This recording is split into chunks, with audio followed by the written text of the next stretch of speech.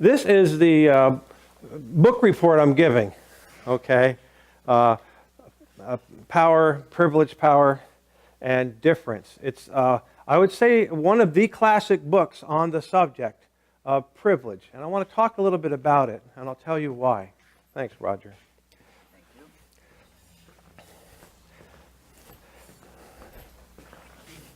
you. One of the reasons is living in the modern world and being a church in the modern world, we're trying to appeal to everybody who could use the services of the new church. Well, who would that be? Who wouldn't that be, right? It's everyone. The Lord is calling all people into His kingdom. The commission, the Great Commission the Lord gave to His disciples is go into the world and preach to every living creature, teaching them, baptizing them into the name of the Father, Son, and Holy Spirit. So there's no group of people that don't belong in the new church. That's our doctrinal stance. And especially when we have the teachings of the new church, the teachings of the second coming, the teachings about the last judgment on a whole world. And interestingly enough, it goes through the way the Lord has approached various groups of ethnic origin, religious origin, national origin, ageism. In other words, going to those people who were not just of His time while on earth, but the centuries after that in terms of when the last judgment took place. So there's a lot of things that have to do with how we approach as a church society. And that's an interesting term when you think about it. Officially, the Olivet Church, when it has an official meeting, is the Olivet Church first and foremost. And what's a society? Society has to do with social life. Back in the old days, people used to talk more about the three distinctive things that the general church especially tried to stress and maintain. A distinctive form of new church education, a distinctive form of social life, and a distinctive form of worship. So these distinctions can very easily and have in various ways developed into ways of looking at ourselves as a society from a position that would generally be considered one of privilege and power and difference. We're different the way we worship from other churches. We might think of ourselves as better because we figured it out this way or that way. We all have to watch that. We're different in terms of power, especially the power that's talked about a lot in books around privilege and power, and that is, as I look out upon your sea of faces, who are you? You are the most privileged group in the world. You're white. John's not with us tonight. You're male. That should probably maybe even go before being white, but male and white. I don't know your sexual orientation, but let me guess that you're heterosexual. Huge, privileged group of people compared to those who are not. So when you think, well, that doesn't give me any privilege that I'm heterosexual, well, consider if you weren't heterosexual, what that would do to you, what difference that would make. I'm guessing you all live somewhere above the poverty line, economically. You paid your dues. You might not be of the 1%. I think in Canada this year, the 1% make somewhere over 300,000. You'd think it'd be much bigger than that. But you might be of the 10%. I think the 10% is somewhere over 84,000. Maybe you are in that category. If you're not, you're in the 20%. You're making over $50,000 a year. Probably. I'm guessing. I don't know. Or if you're not right now, maybe you did, and now in retirement, you're not pulling in the same amount of money. Another aspect of privilege is the fact that you could be retired. You may not be going into a job every day because you can afford not to. Yeah, Jerry's back there going like this. That young guy back there who's retired. So I'm going to talk about what the book mentions.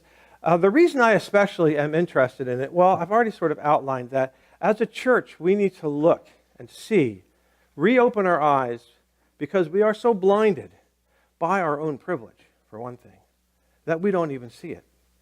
It's like a fish in water. You don't know that you're in water because you've never been out of water. You've always been white and male. Unless somebody brings it to you, which may just annoy you because you just don't see the advantages. It's a social advantage, even if individually you may not have ever felt the advantage. It's kind of like the opposite side is a woman might say, I've never felt oppressed as a woman. And she might rattle off a number of things that show that she's never really been oppressed. But it's kind of like living in a rainy environment and you just happen to never get wet. You're lucky enough that you... But in fact, it's raining white male privilege in North America. That's where we live. That's what this culture is. And there's nothing, quote unquote, wrong with that. There's no way to get around being who you are. It's not your fault. It's not my fault. We were born who we are. What's wrong is if we maintain the denial that we have the privilege. I'm going to talk a little bit more about that. What does the Word teach on the subject? Does the Word, particularly, do you know of stories from the Word or things, especially in the teachings of the new church, that would speak to the usefulness of the privilege we might enjoy or speak against it? The Good Samaritan story. Yeah. Good Samaritan story is a great story. In reverse, yeah. It teaches us not to just look at somebody for those people. We don't go near those people. Yeah. The Lord was Jesus' just social statement within which his spiritual statement rested.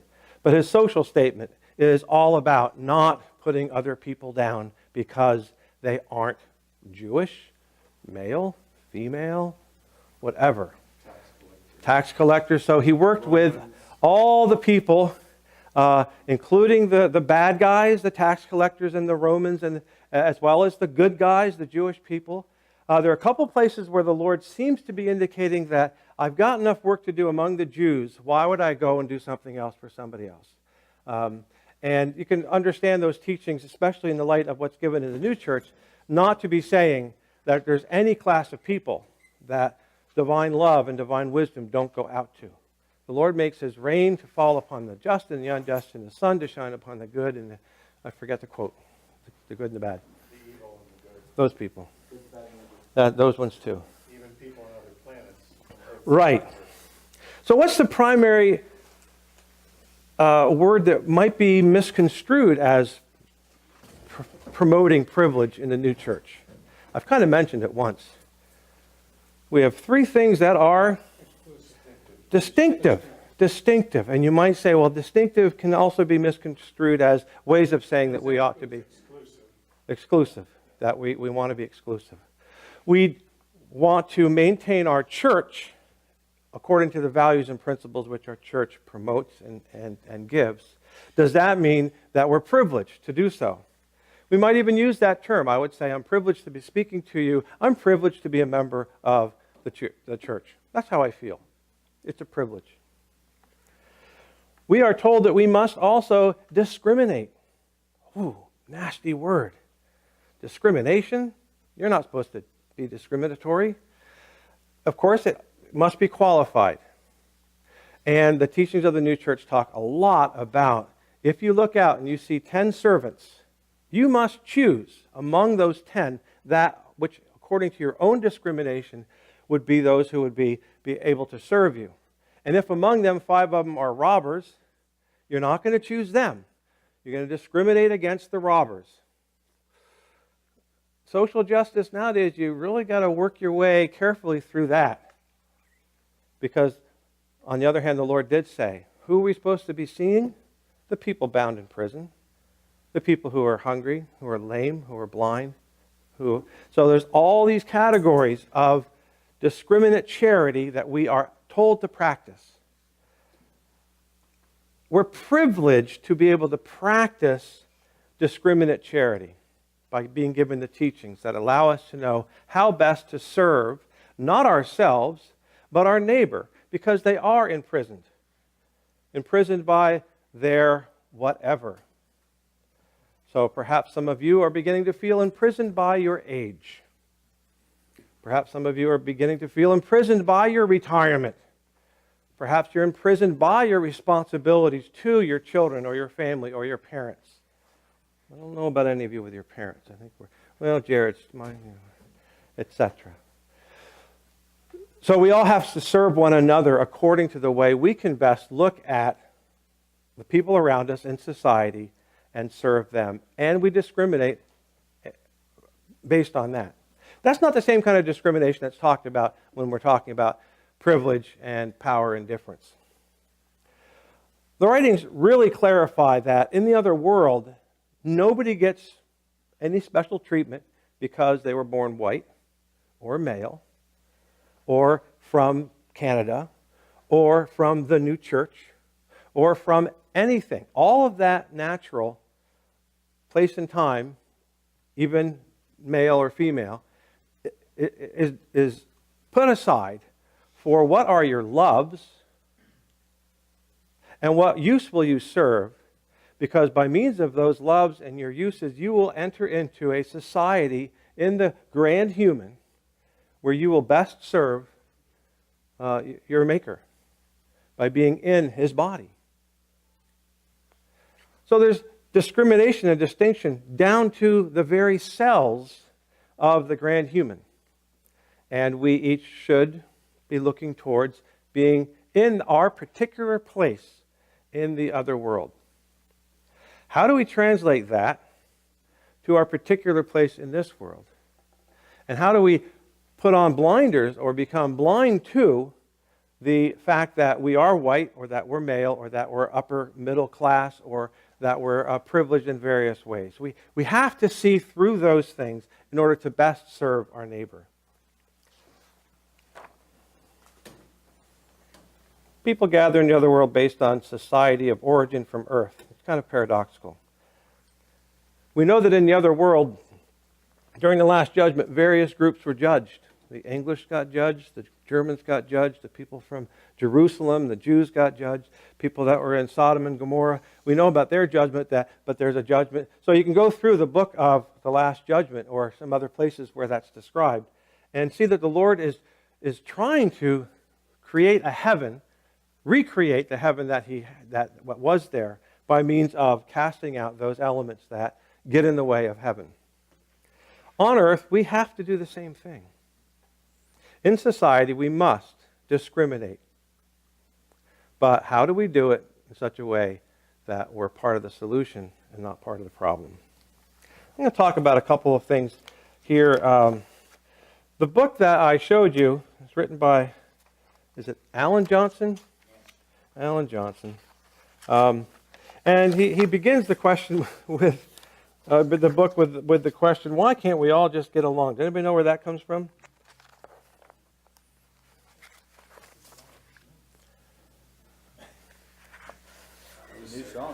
No, not that. Why can't we all just get along? It's Rodney King, this great rap singer. No, Rodney King, a black guy that got taken in and beaten by the police. Yeah, that's the one. That's the one. Yeah, why can't we all just get along? And the author begins to answer the question by saying, because we can't. We're not built to. You think, well, that's a terrible way to start a book, basically saying we can't really get past the fact that we will be blind to so much of our privilege. And the flip side of that is we'll be blind to our underprivilege. We can be blind to our underprivilege. We generally aren't blind to our underprivilege. We're generally very, very aware when we're the victim, especially if we have been. So I'm going to give you a little exercise here. I've made 12 copies of this sheet. So I hope you can each take one, and I hope I kept one for myself. Yes, I do. So maybe, let's see, 1, 2, 3, 4, 5, 6, 7, 8, 9, 10, 11, 12. Perfect.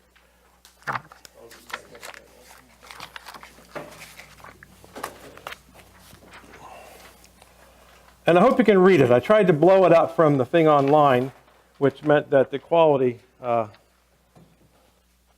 if you had a pen or a pencil, I could tell you to circle stuff, but I'm not going to do that. I just want you to look at this, and I'm going to talk a little bit about it. It's a circle. People call it the diversity circle. It wasn't originated by the author of this book. He's using it based on some earlier social studies works. I don't know who the author is. You got your personality in the center. There you are. And then you have what are called internal dimensions. Now, you're going to say, well, those are obviously not internal dimensions. My age is an external thing. But they're compared to a societal external dimension, or something completely outside of your ability to control. Let me just go through those ones. So, age. You old guys, except for Jared or Eric or Jay or me. But when you get to me and Jerry as being the youngest, on the younger half, we're old.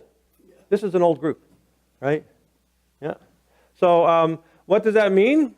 Well, obviously, one of the things it means is we're probably not as attractive to other people or the opposite sex as we used to be.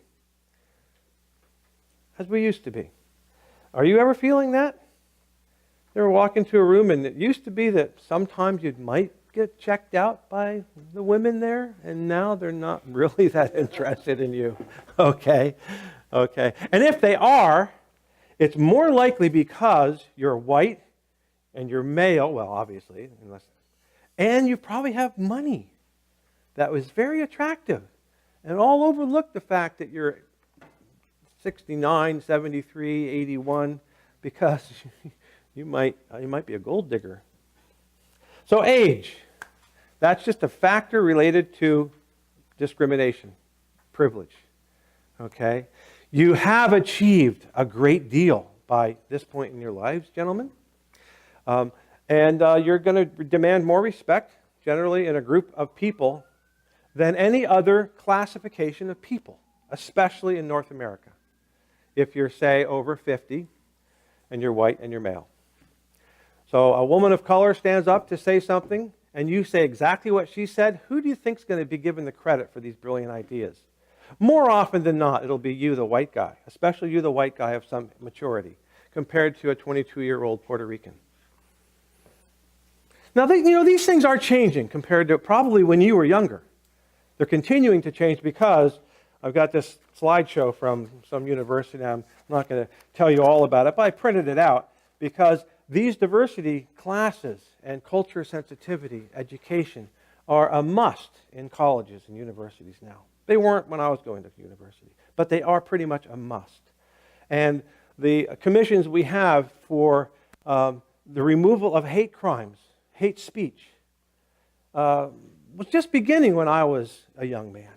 And now, you do not want to be taken to task, especially in a profession that I'm in. I can't say certain things that are going to go on YouTube and not be perhaps hit with a hate.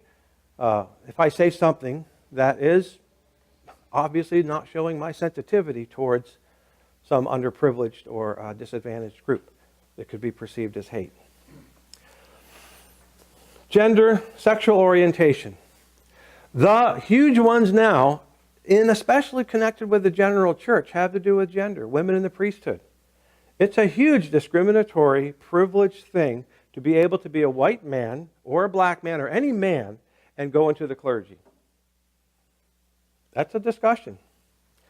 Sexual orientation is something that is not such a big discussion in the general church compared to other churches or society in general.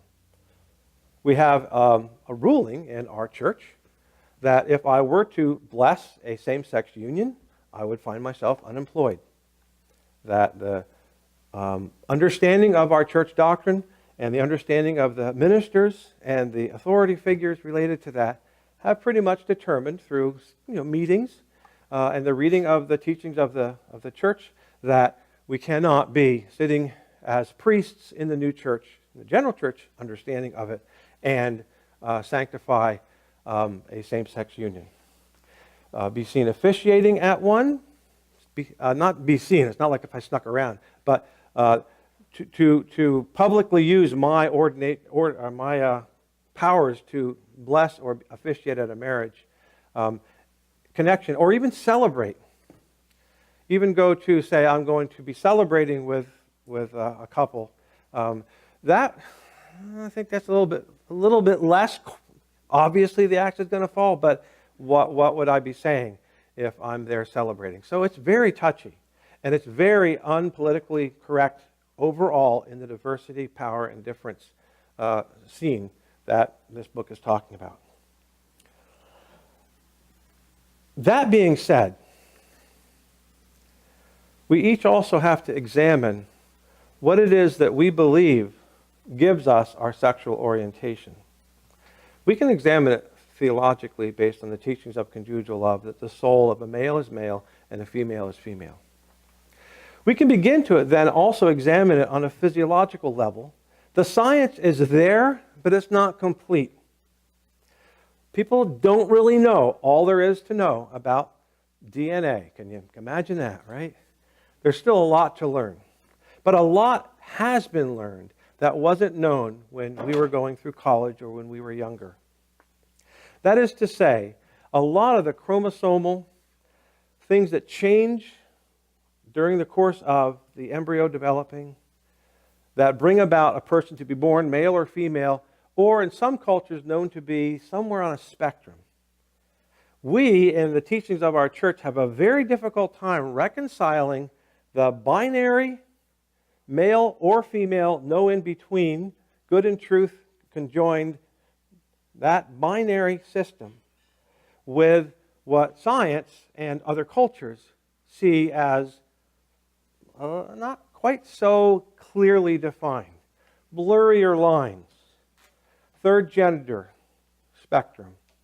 And when we look at it from a scientific point of view and we see some of the chromosomal abnormalities, I can't even say that to be politically correct. Chromosomal differences, we find that there are people born with XXY, XYY, no X or no Y. One of the ones, if you haven't heard about this, is called androgen insensitivity syndrome. So just going to go into it for a second because it's an eye-opener. It was an eye-opener for me in recognizing I really don't know what is in the world and out in the world when it comes to gender and sexual orientation. A boy can be born and there's an androgen insensitivity thing that happens where the body is then insensitive to what it is that changes the default setting. All babies are by default born and will continue to grow female unless something happens and it's triggered by some chromosomal switches. But there's an insensitivity in some people where the switch doesn't work. And the Mullerian system and the Wolverian system, I'm not going to go into a lot about that, but it doesn't kick in. And so the little baby boy with the chromosomally does not develop all the boy parts. Does continue to grow as the default setting and is born as a cute, lovely little baby girl.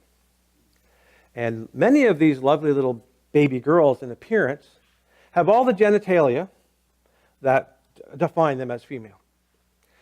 Internally, unless they do a ultrasound or something, internally you won't know anything's different because who does an ultrasound on a baby? But the birth canal, the vagina, goes so far and doesn't continue into a womb, fallopian tubes. It just stops.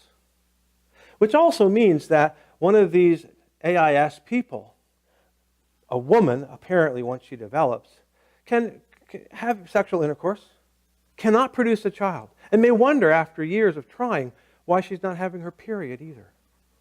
But when you look at these women, you see a beautiful, beautiful, developmentally stunning spectrum of the female body because they develop big, full bodies of long, beautiful hair, not necessarily long if it's cut, and their skin, their complexion, they're model. A lot of them are model-looking women because of their stature. And good athletes, too. And their soul, their DNA, if tested, will show that they're male. And they've had some problems. I'm not sure. There's a pretty famous female athlete that is AIS, and it's not Serena Williams. That was a tennis player. Maybe, I don't know. I just know there was one that they discovered and went, oh, okay, this is why that is. Many people suspected that Jamie Lee Curtis was AIS, but she ended up having a baby. It was pretty, unless it was a big setup that made it look like she was pregnant and had a baby. So people suspect other people of this. It gets you and I, hopefully it gets me, but perhaps I hope that it'll get you to think you really don't know what you're looking at. We all want to walk down the street and pass men and women. And sometimes when we pass somebody and we're not quite sure, it can kind of disturb us. We want to kind of peg people. And when we see somebody obviously not, who's dressed a certain way to show, or we go, oh, there's somebody in drag or in queer outfit. So the LGBT community plus is something that is all around us. It's not 50%, 20, 30, 5, 6, 7% of our population are people dealing with their own sense of waking up in the morning and not being attracted to the quote-unquote opposite sex. Through no fault of their own, and this is where you can get into controversial discussions. Well, when I was going through therapy school, there's a thing called conversion therapy, that if somebody has an issue with this, they need to have conversion therapy and convert them out of their homosexuality. Up until a certain point, homosexuality was seen to be a mental defect in the book for the DSM, the Diagnostic and Statistic Manual. All the other, depression, manic, polar, all those other addictions or mental health issues are listed, as well as sexual deviation, including homosexuality. And it was also a crime. All of that has changed in laws, in most places. But in our own minds, we must look out at everyone the way the Lord does. The fact of the matter is we just can't see what the Lord sees. But we have to continue to try. So, whatever your personality fits in on this this diversity scale, gender and sexual orientation. I'm going to get to a little exercise in a minute. Physical ability. How many of you are just as physically able as you were 20 years ago? Well, I know that Jared wasn't because he was 6 then, or 8. How old are you, Jared? 20. He was 9. So I'm picking on the young guy. That's discrimination for you. But the rest of us, probably we're doing a little bit better. We're aging. And so our physical abilities are changing. Pardon? The moment has passed. Well, ethnicity. Obviously, that's where a lot of these really kick in. Gender, obviously being male, I would say is the number one. Number 2 overall is the fact that we're white. When did being white become a thing anyway? Does anybody know? Back when, people were... Probably when white people made empires and they were in charge. Yeah, from some of the things I was studying related to this, the claim was made that Europeans just saw each other as Europeans, not as white. They knew that there were people from Africa. Some did. They were very uneducated in 1122 or 1492 or whatever. But overall, Europeans, white Europeans, were just Europeans. Maybe you're German, maybe you're English, maybe you're Welsh, maybe you're from Ireland. But then the white people started trading with people of color because we could. Because we had gunpowder and guns and technology that allowed us to enslave other people or even just make them indentured service, poorer people. So if you happen to be Irish or Italian, you might have gotten treated worse in the New World than if you were simply an English or even Scottish. But primarily English or Dutch. It depends on what colonies you're talking about and who the prevailing power was, who was the king or queen, and whether they were treating you favorably. But then when it became a black-white thing, and people of color were being used and being not given the status of a human being, but as an indentured servant or a slave. It became very important to be able to discriminate and build up reasons. Even to say such things as, black people don't have a soul. They're not really human. They're animals that look a lot like us. And a lot of other heinous things that we look at now and go, are you kidding? One of the presenters I was looking at in preparing for this was talking about how when, during the time that slavery was becoming seen as less and less important, really it was the really rich people, white, that were making it really important that the white and black distinction be extenuated or exaggerated, because they wanted their white people, the poorer white people, to take care of their even worse off black people. So you had to give them, being white, you're one of us. But when rebellions or when people started saying, this is enough, I'm leaving, you could just say, well, let's just kill all the black people. Well, you're not going to do that, right? Because there goes your labor force. So you need to keep them you have to control them. And the best way to do it was to use the poor white people. Look, I'll give you a little bit of land, it'll be your own land, and you take care of the 60 or 50 black people. But you're better than them because you're white and they're black. And I'm going to let you have 15 acres. That's all yours. So the manipulation of the upper class white people with money and power and property to the lower class and to the people of color began to be developed. And then being white was really important. Before that, it just was never an issue. At least that's just one guy's opinion. So what's the difference between ethnicity and race?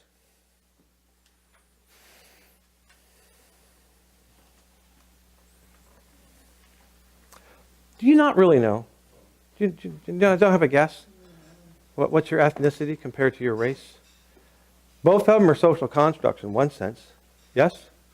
I know that ethnicity is generally considered to have more to do with self-identity, and race more to do with physiological, observable differences. Yeah, you could look at 6 people from, let's see, some Middle East country and not really know their ethnicity, but you can say, well, they look like maybe they're from Turkey or Afghanistan or someplace because of some features. You might be right, you might be wrong. Generally, racially, you kind of can peg people. You think you can peg people easier than ethnicity. So that completes the circle of sort of who you are as you're born that way. And then you go to the next ring out, the external dimensions, and start at the top, geographic location. We're all blessed to be Canadians, and we live in Toronto, the good. Going clockwise, your income. You know what it is. Your tax person knows who it is. The government knows what it is. And you will be pegged. You'll be thought of as maybe doing better off than me, maybe not doing as well as me. And one of the studies I was looking at trying to figure out what is the 1% in Canada, this guy that was writing about it said, I don't really particularly care, but I do a lot of people's tax stuff, and they kind of will be interested to know, where do I fit? What's the median age? And am I in the 10% or the 3% and that's where I said the number that I remember, I think it was from 2013. But if you're making something like more than $84,000 a year, you're in the upper 10% in Canada. And there's a lot of people that are living at $28,000 a year. Or less, yeah. So if you're making over 20 or 28, you're more or less privileged. And the more you make, you might say that's a greater blessing, greater privilege. And you can use that against other people, or other people can use that either, I'm going to listen to you because you make $200,000 a year. I mean, at least I think you do. You're the executive of such and such or whatever. And so that can be hard, especially on males, because we love to kind of do the pecking order thing and who's got the bigger sword, that kind of stuff. Personal habits. What are your personal habits? Are you a tree hugger? Are you a motorcycle man? Are you a cerebral? Do you read a lot of books? So those things, again, are part of the picture when it comes to how we look at others and see difference. Recreational habits. I'm a hiker. You might have been a hiker. You might not hike at all. I think Jim likes to kayak, right? Yeah. Yeah. So we all have various things, and we can, group ourselves and exclude others because they don't like hiking. They think it's stupid. Why would you walk off into the middle of the woods for no good reason, except you want to be off in the woods? Religion, that's a huge one, isn't it? And how we practice our religion and what our religion means to us can be a great source of inclusivity or exclusivity. How well are we doing as a church? We've been looking at that at Olivet since seems like forever. Probably within the mature lifespan of each one of you, you came into the Olivet Church or joined up as a member and began thinking about how can we make this church more welcoming to others. At least when I got here back in the 80s, you got here back in the 50s or 60s or whenever you got here. But it's been something on our agenda to try to be an inclusive church. Educational background, some of us have high school degrees, some of us have college, some of us have postgraduate degrees. Any PhD in here? None of us have a PhD.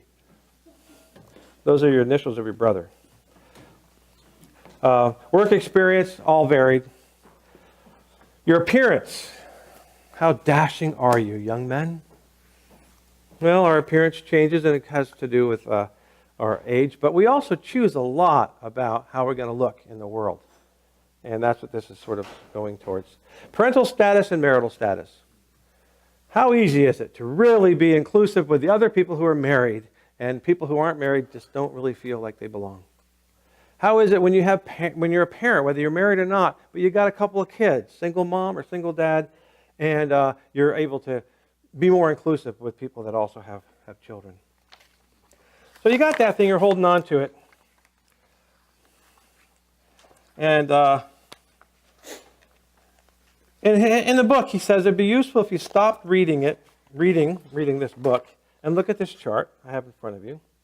And then it says, please reflect upon this exercise. I know you're all going to like this.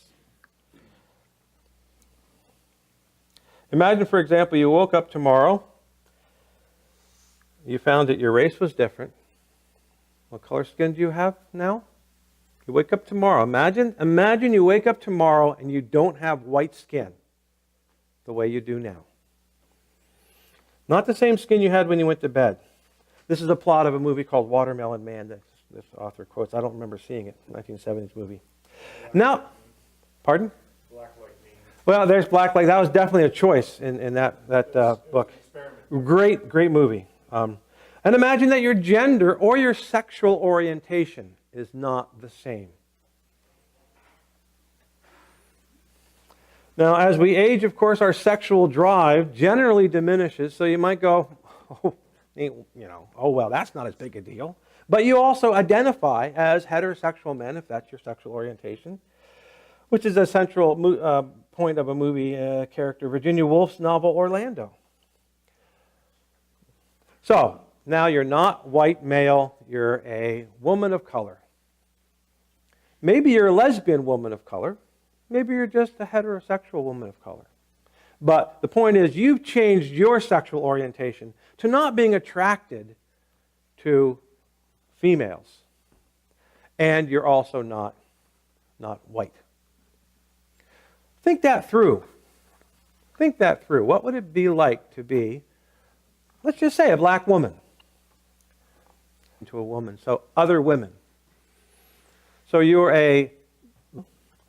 but overall, try to not have it be quite so, not just the humorous aspect, but how would it be perceived by the people around you? Okay, I stand up as a white male with some special status because I'm an ordained priest in the church where I work. Right here, I'm your pastor. So I've got another status symbol that goes on top of being a white male. So imagine if I were a black lesbian woman. A, you wouldn't have me here because this is sons. And B, because of my homosexual tendencies, if it were out, you'd say something. You'd probably have a harder time just listening to anything I said because you know that I'm gay. And I'm not your same race or ethnicity.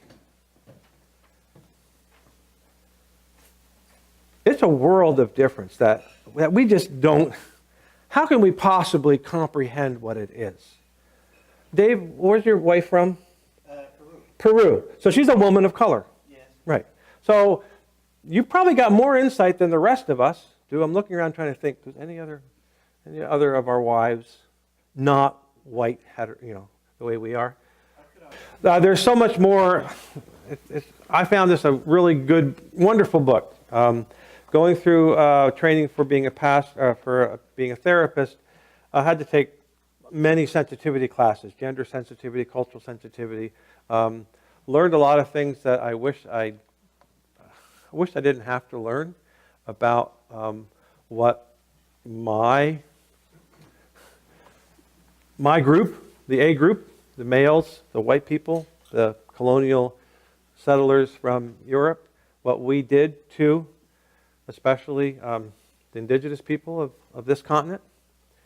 Trail of Tears doesn't begin to describe what has happened. And that wasn't me, and that wasn't you. And we don't have to feel guilty about what our ancestors did. We don't have to feel guilty. We didn't do it. We didn't do it. But we also have to recognize that it is still the place that we live. The people that are the descendants of those people. The same with African North Americans, African Canadians, African Americans, whatever. The people of color from the continent where they were enslaved. And many of the indigenous people were also enslaved, but it's a whole different story there. Again, I didn't do that. You didn't do that. Why should we feel guilty about it? Matter of fact, we might actually begin to feel tired about being reminded that it's what our ancestors did. And that's also part of the bigger picture around this, is you kind of want to get let off the hook, right, for being born white and male. You want to get let off the hook. You can't. You can't any more than as a new church person, you can somehow throw off the mantle of having to love everyone as your neighbor.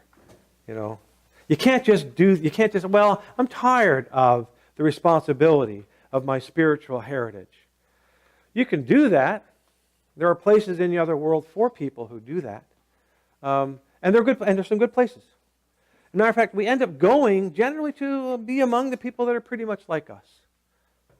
But one of the things that we can do is to try to see where our privilege means another person's oppression or disadvantage. And again, there are exercises related to that. There's a little video that I watched that showed two completely similar educated young men. One was white, one was black. And they go into the shoe store, and the white guy gets all the attention, And the black guy goes in there, and it's like nobody talks to him, and because he's black. So what would the white guy do? When you see a situation like that, do I have the courage to say, excuse me, something's not right here? And that's uncomfortable. And a lot of times we just say, it's not my business. If one leaf on a tree is plucked off, the tree continues to live. You think, well, what good can I do? The old starfish story about the girl walking along the beach throwing the starfish in the water. And the person comes beside them and say, look, there's a seashore filled with starfish. What good do you think you're doing? And she goes, I don't know, but I'm doing good for this one. And that sort of the way also Gandhi approached, like he can't change everything, but if enough people get the sense that this is not right and speak out, it's going to make a difference. So this book concludes with what can you do? Basically acknowledge the fact that this exists, and not that you had anything to do with it, but that you are part of a system in which you are privileged. And just observe. If you do see somebody who is not in your privileged position, to do something about it, even if it's very small. Pay attention to how privilege and oppression operate and how you participate in those processes. Not easy, because we have been blinded to our own privilege. Except we're reminded of it now more and more and more. So don't be irked by somebody trying to promote that they not be oppressed. Don't think it's personal at your expense. Recognize what you can do or what you can acknowledge without getting into an emotional tizzy over it. And that's what oftentimes happens is people just, that's not, I never did, that wasn't me, that was somebody else. But to the person who is not in a privileged position, that just sounds like, well, you don't really care about me and the things I'm going through. We might identify this more somehow with people who are in medical situations, perhaps with mental health issues, because it's very stigmatized when people are in mental health crisis. Medical things can connect with ageism and abilityism. And one of the parts is when there's people around you that need to use a walker. Are you taking advantage of helping that person? It's not mean you have to be codependent and spend your whole life just. Some people don't want to be treated like they're special, and yet we help the little old lady cross the street. We help the little old man or the older man, and Dave's not so little, and he's, I guess, the guy with the walker. But we have an awareness of that. There are so many things we don't see related to mental illnesses, depression, bipolar issues. And it's so easy for us to think, well, if they got their life together, they probably wouldn't have these problems. Well, that's what we say about people in poverty, too. Gosh, if they weren't so lazy, they probably wouldn't be in poverty. That's just not true. That's just not true. There are certain things, yes, we can do that will help, and then there are other things, it's not so many people's fault. So many people, it's not their fault that they're in poverty, that they have mental health issues, that they're overweight, that they can't maintain a job. But we have to be able to see how best we can serve that population without just going and using a prejudicial epithet. What's the right word for that? Yeah, It's the same thing with, in Canada now, we have a lot of immigrants, and many people aren't happy about immigration the way it is. Very, very divisive in the States, but not so easy here either. And so when we see somebody of color, and they have an accent, and we think maybe they're from somewhere that we know somebody else is from, do we approach them as the same way we would approach an English person? Oh, you sound like you're from England. I have a friend from England. Do you know them? Oh, you're from Guyana? Oh, I have a friend from Guyana. There's a way we can oftentimes approach somebody that is not a white person or a person of our ethnicity or our culture, and find out they're from another place and almost treat them like a child by asking them questions about, well, one of the nicest people I ever met was from Timbuktu. You people are all so nice. Do we tend to do that once in a while? No? Yeah, I do it. My wife just about smacked me yesterday when we were driving, and I saw some loud little car go by, and I made a comment about who's probably driving. Just came out. It was my dad speaking, because my mother was much better than my dad about these things. I grew up hearing about those people, and I will easily peg somebody who is maybe an immigrant, because they don't know how to drive, because where they come from, they blah, blah, blah, blah, blah. So I make excuses to be angry at them because they're from another country where they don't drive the same way we do. So we can be not part of the problem. We all have to be challenged to not be part of the problem. And we can just simply say it's so basic new church Christianity. And yet we don't see oftentimes how those people, and I sometimes tease my wife because she and I will use that phrase. It's like, why are we saying that? We were raised to say it. So the little risk that says to do something, the more you pay attention to privilege and oppression, the more you'll see opportunities to do something about them.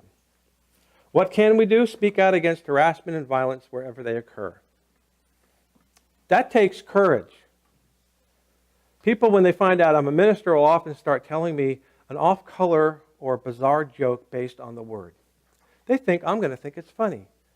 Part of it might be because so many ministers do, when they're preaching, tell jokes based on something to do with Adam and Eve did such and such, and let's entertain the group with the congregation with a joke based on. Now we know that's the lowest form or the beginning of the forms of profanation mentioned in divine providence, to make jokes or make light of the things of the word. But people will make jokes that are against women. Men will often say things that are demeaning to women. We can often put our own wives down in ways that we may not be aware of. Hopefully, if you're listening, your wife will give you the hints that this is not something that she likes to hear you say over and over again. Opposed to valuing women and people of color at work or wherever you meet them. Support services for victims of violent crimes. Oftentimes we'll blame the victim. Well, if she weren't dressed provocatively, she wouldn't have been violated. Is that your daughter you're talking about? Is that your wife? She looked really good that day, and somebody will say, well, she was dressed provocatively. You got a beautiful wife, and somebody is not treating her with respect. Don't be that guy that says that about anybody else, right? So we also need to all be supporting clear and effective anti-harassment. We got to be part of not harassing. And harassment comes in many forms. Talked about some of them. In our own church, we have to keep an open mind. The women in the ministry subject is a huge subject. I'm tired of it on so many levels. And on the other hand, I know that I have to continue to work with an open mind, especially with women who are interested in discussing this subject. Because otherwise, what am I basically saying? You're not really worthy of my attention as a priest because I'm male and I've already made up my mind, or it looks like I have. And that's really oppressive to women. It's in one sense, I am just tired of the discussion on many levels. And in other ways, I just know that's part of my hiding behind my privilege. I happen to be a white male priest. Even if I weren't white, I'm a male priest. And the issue has to do with the privilege of being male in the general church. So it's not a closed subject by any means. And we need to actually continue to keep it open in many levels, because every generation, every new girl coming to maturity wants to know why. I wish I had the clear answers and the assuredness that I used to have about the subject. But the older I get, in one sense, the more I know what I believe, and in the other sense, wow, I know that there's so much I don't really know. All right, I'm going on quite a bit here. Let me finish up.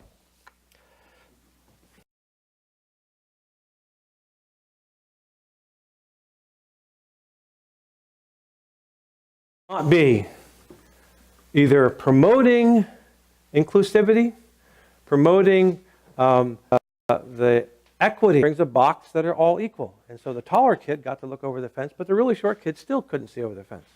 Equality. No, equity. Give the smallest kid the box that allow him to see over the fence. And the middle kid didn't need that big a box. We have to look out and see how best we can be equitable, be just, be charitable. And it does come back to the basic teachings of our church. The Lord loves everyone. The Lord wants everyone to be happy.